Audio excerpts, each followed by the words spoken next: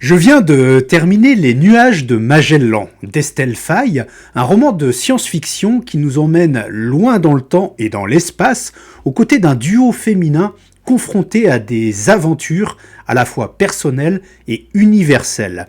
Et malgré ce titre poétique qui fait envie, eh bien je n'ai pas été très emballé par cette proposition, sans doute destinée à un public peu rompu aux choses de la science-fiction, je dirais. Les personnages comme l'histoire m'ont paru superficiels, et les péripéties sont traitées bien trop rapidement pour qu'on ait une seule fois un sentiment de danger.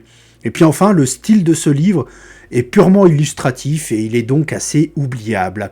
On en cause en détail et sans spoiler, comme d'habitude.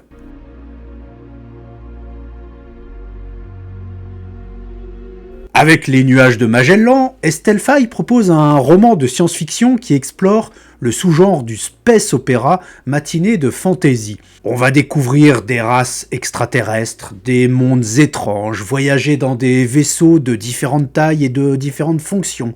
On va vivre des combats, explorer des lieux assez communs comme l'incontournable taverne et j'en passe. Les marqueurs de la science-fiction, du space opéra sont bien présents. Côté personnage également, on a la pirate rompue à la stratégie et au combat, la novice qui rêve d'ailleurs, le prêtre, et tout ça est revisité pour s'accorder aux règles de l'univers d'Estelle Faye.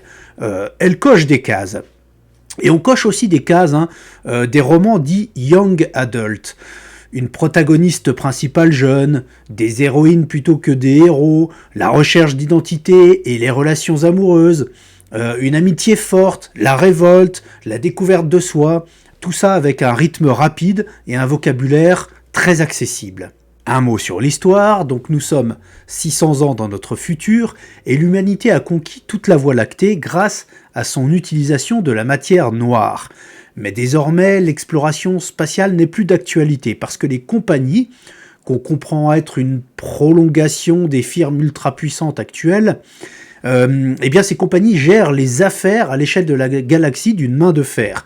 Tout est rationalisé et il n'est pas question de dépenser des ressources, qu'elles soient matérielles, financières, humaines ou extra-humaines, pour repousser les frontières du monde connu.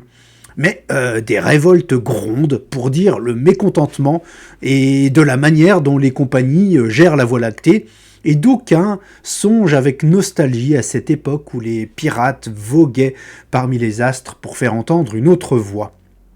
Dan, elle, est une jeune serveuse vivant sur une planète paumée et elle rêve de voyager, elle rêve d'ailleurs, d'horizons lointains.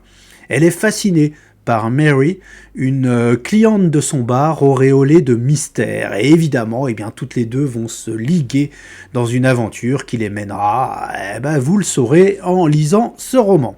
Comme je l'ai dit en introduction, Estelle Faye nous fait visiter en 300 pages des tas d'environnements différents. Et ça, c'est plutôt bien, mais en même temps, pas tant que ça. Parce qu'on passe très vite sur chaque lieu traversé, et par conséquent, tout est survolé. Surtout dans la seconde moitié du roman, et en particulier dans le dernier quart, qui passe dans un souffle. Alors ça donne du rythme, certes, mais en même temps, on ne retient rien. On ne s'attache à rien, et d'ailleurs, quelques jours après avoir terminé la lecture de ce roman, je serais bien incapable de citer un seul nom de planète ou de personnage, à part les deux personnages principaux et une figure de l'ancienne piraterie. En tout cas, l'incitation au voyage que propose le titre est au rendez-vous, ça on ne peut pas le nier. On voyage donc beaucoup dans Les Nuages de Magellan, mais on ne s'en rend pas compte. À part à la toute fin où il y a une notion de temps de voyage, tout semble instantané. D'une planète à une autre, il se passe une ligne dans le texte. On ne ressent absolument aucune contrainte liée au voyage dans l'espace, un peu comme si aller d'une planète à une autre en franchissant des années-lumière n'était pas plus difficile que d'aller de Paris à Grenoble en TGV. Oui, non, mauvais exemple, ce serait même plus facile, parce que Paris-Grenoble en TGV, je vous raconte pas la galère. Alors, bien sûr, on n'est pas dans de la hard SF, où l'auteur tente de coller au maximum au savoir scientifique, mais je trouve quand même dommage de complètement oblitérer cet aspect, qui en plus rend l'obstination des compagnies à ne pas aller plus loin assez incompréhensible. Moi, au contraire, je miserais gros sur le fait d'aller explorer les galaxies proches pour accroître mon capital potentiel, vu que ça n'a pas l'air bien compliqué de parcourir des distances faramineuses. Alors les compagnies, justement, elles sont l'antagoniste de ce roman, mais c'est un antagoniste intangible, impalpable. Elles ne sont pas qualifiées, elles ne sont pas personnifiées, et tout ce qu'on peut dire d'elles, c'est qu'elles sont très méchantes. Ça manque de substance, il faut l'avouer.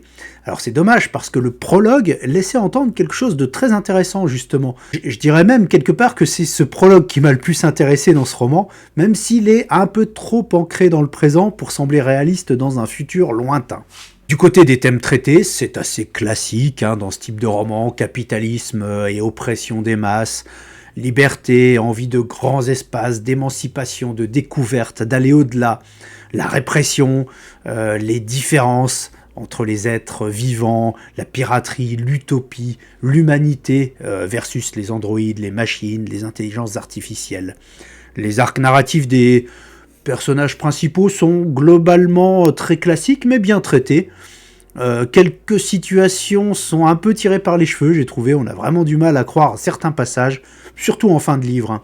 Une fin de livre qui donne l'effet, la sensation d'avoir subi de grosses coupes bien sévères, bien brutales, tellement les péripéties sont survolées.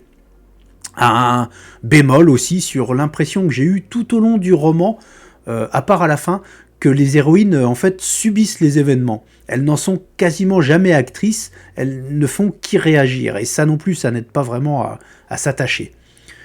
Un mot aussi sur le style d'Estelle Faye, parce que quand même, en 4e de couverture, on nous vend une plume élégante, je cite. Alors là, c'est compliqué. On va me dire que tout est relatif, d'accord, et qu'en comparaison d'une liste de courses griffonnée sur un bout de papier, d'accord, ce texte est élégant. Mais il faudrait pas exagérer. Il y a rien de mal à dire que c'est un texte écrit dans un langage courant et abordable, pourquoi pas. Là, on nous vend un style élégant. Eh ben non, je suis pas d'accord. Le style, il est quelconque, il est simple, il est parfois familier même, et surtout, il est juste illustratif. Je vais vous donner une phrase qui m'a fait vraiment soupirer, la pire que j'ai relevée, mais il y en a quelques-unes dans ce genre qui donnent un petit peu le ton. Donc la pire que j'ai vue, c'est des peintures murales recouvraient des pans de murs. Voilà. Je ne sais pas ce que vous pensez de l'élégance de cette phrase. Moi, elle me laisse assez pantois et je me pose la question du point de vue éditorial, comment on peut arriver à laisser passer ce genre de bourde. En conclusion, je dirais que Les Nuages de Magellan, c'est donc un roman de science-fiction très abordable, qui louche un peu vers la fantaisie et qui peut plaire à un public jeune, pas trop regardant sur la cohérence de l'univers proposé, ni sur le style illustratif. L'histoire se tient si on ne réfléchit pas trop. Les arcs narratifs des personnages sont menés à bout. Si ce qui précède vous suffit et qu'en plus vous aimez trouver des héroïnes plutôt que des héros, vous devriez passer un bon moment. Si vous cherchez davantage de profondeur, de cohérence, de réalisme, et un style élégant pour de vrai, pour le coup, je vous conseille plutôt de passer votre chemin.